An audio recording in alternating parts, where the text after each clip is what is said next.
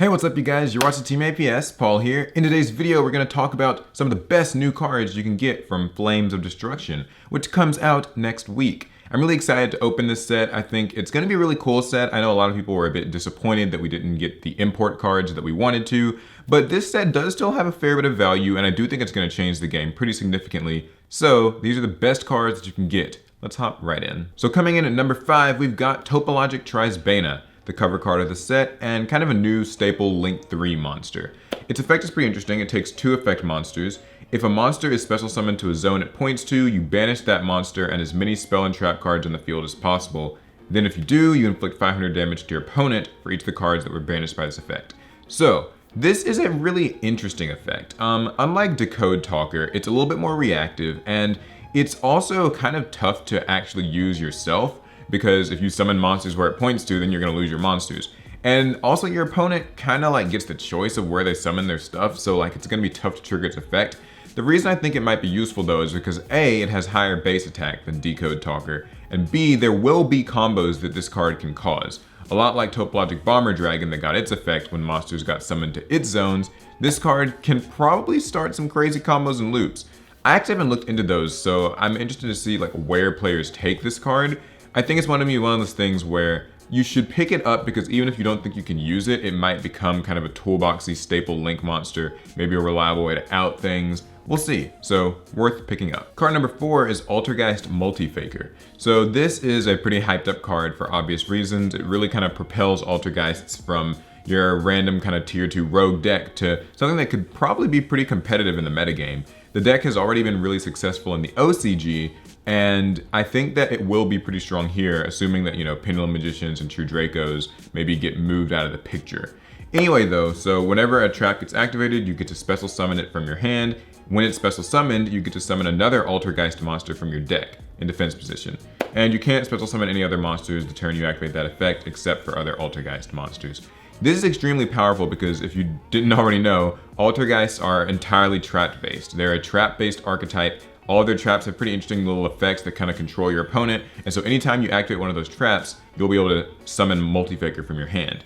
The thing is though, with some other traps that come in this set that we'll get into, you can actually trigger Multifaker even on your opponent's turn, and even on their first turn. And when it summons another Altergeist from your deck, you get to quickly load your field. It really speeds this strategy up. One of the best ones to summon is Silkitus, because Silkitus can bounce one of your opponent's monsters and bounce Multifaker back to your hand to use again next turn.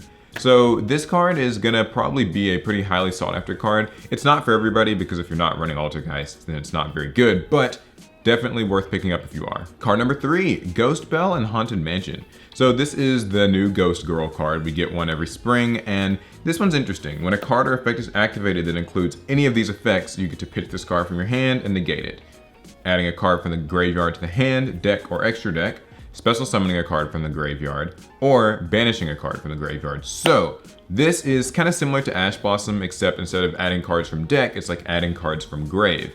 It can stop a lot of cards, but I think that unlike Ash Blossom, it won't be seen as a main deck staple, possibly a side deck staple. The problem is this format isn't super graveyard centric. I mean, Pendulum Magicians being the best deck, it's obviously not really all about the graveyard, and even the other top decks right now aren't in particular.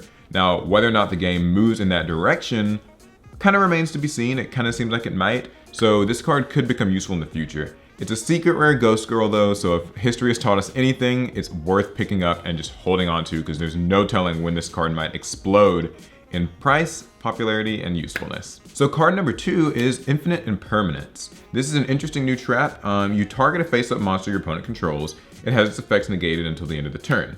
Then, if this card was activated while it was set, you get to negate the effects of all other spell and trap cards in the same column that it was in for the rest of the turn as well. If you don't control any cards, you get to activate this from your hand. So this card is kind of crazy. It's a trap that sort of power creeps out Effect Veiler. It's more easy to use in Effect Veiler. You don't have to use it in your opponent's main phase. You can just kind of use it anytime. And it can function as a hand trap because if you're, say, going second and your opponent's doing all this crazy stuff in your turn, or in their first turn, you can still use this from your hand. And yeah, it's really cool. Plus, like I said earlier, if you're playing Altergeist, this can actually let you trigger your Multifaker, just a kind of fun fact there.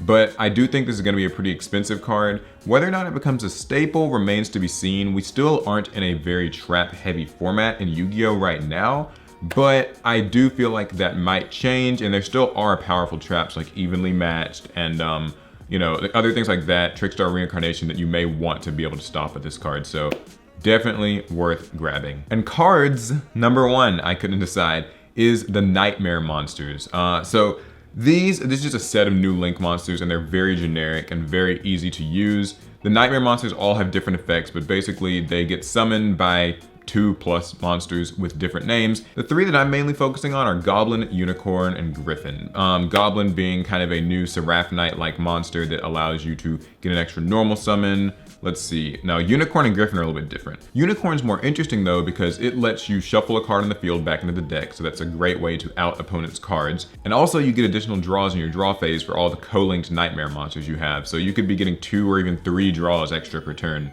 And then Nightmare Griffin is the link 4 that lets you set a spell or trap from your grave back to your field. You can't use it that turn, but that's still incredibly powerful because I mean, like, there are really strong spells and traps in the game. And also, any special summon monsters that aren't co-linked have their effects completely negated, which makes this really quite strong in a dedicated link spam deck. I feel like all of the Nightmare monsters are going to be extremely useful. They're going to become extra deck staples, kind of toolbox cards. And for decks like World Chalice or Spirals that can really spam out the Link monsters, it's going to be like a complete party. Or maybe that would be a nightmare.